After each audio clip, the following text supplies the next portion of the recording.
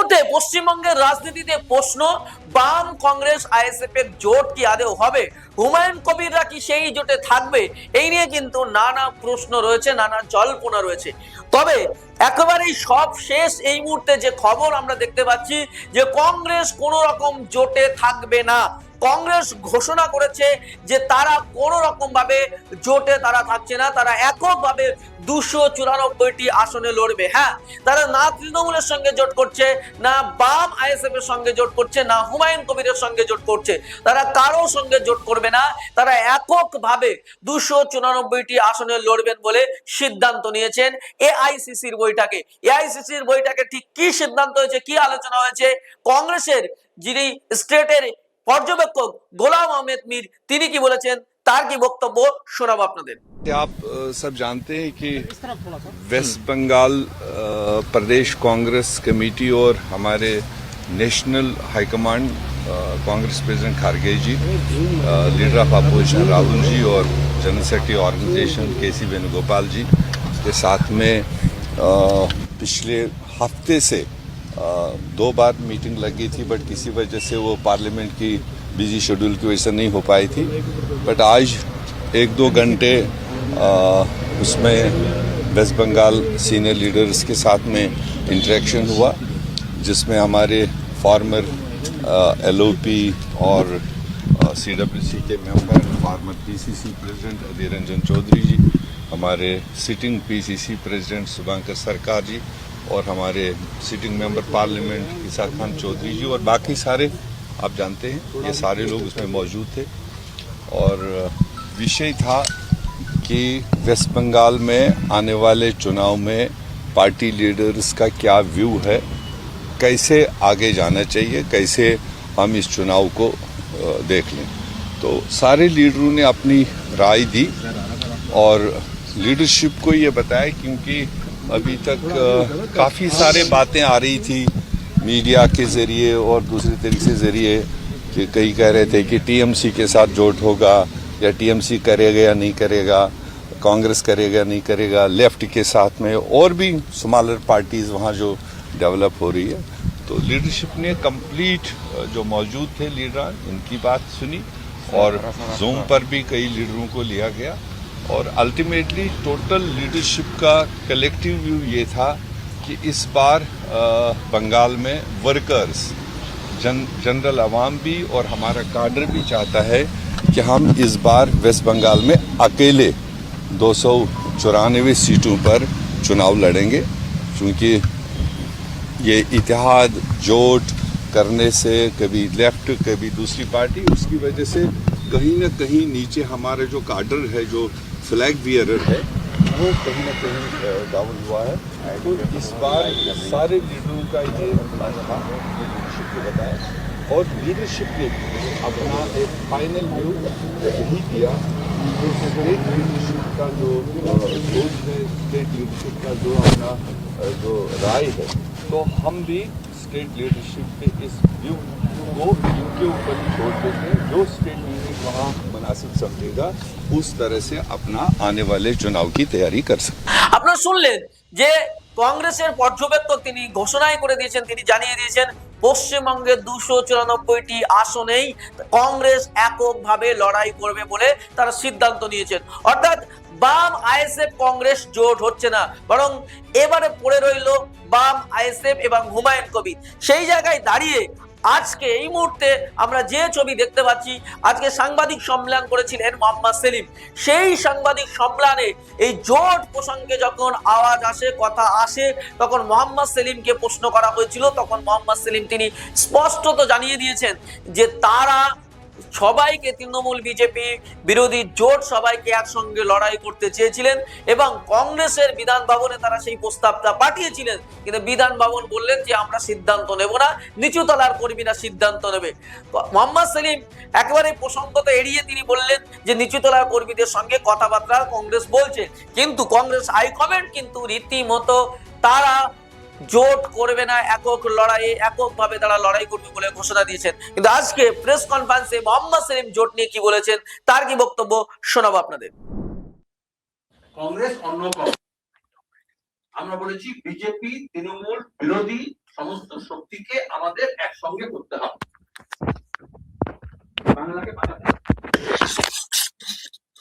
আর তাদেরকে যারাই আসুক তাদেরকে বিজেপি এবং তৃণমূল সম্পর্কে তাদের অবস্থান স্পষ্ট করতে হবে, তাদেরকে জিজ্ঞেস করতে হবে। আর 3 হচ্ছে সবাইকে যে ভোটে দাঁড়াতে হবে, প্রার্থী হতে হবে, ভোট নিতে হবে, আসল সম্পর্ক তা নয়। ব্যক্তি, গোষ্ঠী, দল, যে দল নির্বাচনে অংশগ্রহণ করে না তাদের আমরা বলছি বাংলা বাঁচাতে হলে সবাইকে এক জায়গায় আসতে হবে। একটা নয়া ফাঁসিবাদী আক্রমণ হচ্ছে, এখানে আরএসএস তৃণমূলের মুখোশ পরে কাজ করছে, সেখান থেকে রাজ্যকে বাঁচাতে হবে। তার সংস্কৃতি, তার শিল্প, তার সাহিত্য, তার ভাষা, তার কৃষি, তার ব্যবসা বাণিজ্য, তার কাজকর্ম, তার ঐতিহ্য, তাকে রক্ষা করতে হবে, তার ইতিহাস এবং ভবিষ্যৎকে রক্ষা করতে হবে। সেখানে কংগ্রেস ঠিক করবে তারা তাদের অবস্থান কি হবে, অন্য সব দল ঠিক করবে। আমরা সবার সঙ্গে কথা বলছি।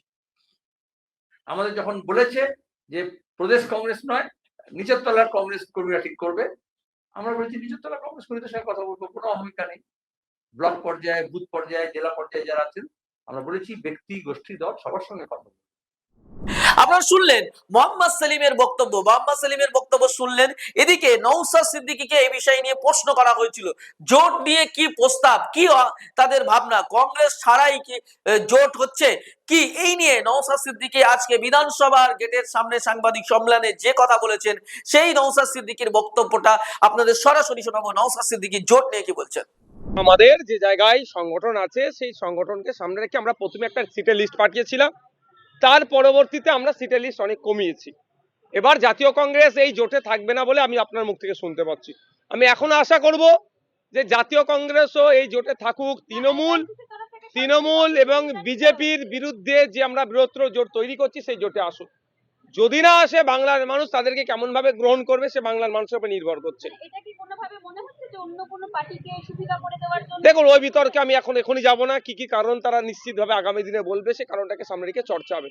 এই মুহূর্তে যেটা হচ্ছে সেটা আমি চাইবো যে বিজেপি তৃণমূলের বিরুদ্ধে একটা শক্তি তৈরি হোক। তবে কেউ যদি না থাকে জোর করে তাকে তো রাখাটাও অনুচিত হবে বলে মনে করছি। এই বিষয়টাও তো আছে নওশাদ, যে আপনাদের সঙ্গে সম্পর্ক আলিমুদ্দিনের এখন অনেক বেশি ভালো, সেই কারণে পুরনো বন্ধুকে তারা মনে রাখলেন না। সিপিআইএমকে তো এটাও শুনতে হচ্ছে, সত্যি কি তাই আপনাদের সাথে সম্পর্ক অনেক বেশি ভালো? দেখুন, আমাদের সাথে রাজনৈতিক সম্পর্ক, আমরা বাংলার মানুষের স্বার্থে এই সম্পর্কটা তৈরি করেছি। আমরা চাই বাংলার মানুষ যেভাবে বিভিন্ন অত্যাচার অনাচারের সম্মুখীন হচ্ছে তার থেকে পরিত্রাণ দিতে হবে। স্কুলের শিক্ষক, হসপিটালে ডক্টর, মেডিসিন থেকে শুরু করে মানুষের গড় ইনকাম বাড়ে কিভাবে, তার আমরা লক্ষ্য নিয়ে একটা ঐক্যবদ্ধভাবে লড়াইয়ে নামতে চাইছি। যে লড়াইয়ে নেমে বিজেপি এবং তৃণমূলকে হারানো যায় এবং আমরা সরকারে আসতে পারি। তাতে জাতীয় কংগ্রেস যদি সাথ দেয় লড়াইটা একটু সহজ হবে, আর না হলে জাতীয় কংগ্রেস না সাথ দিলে লড়াইটা একটু কষ্টকর হবে, কিন্তু লড়াই আমরা জিততে হবে আমাদেরকে।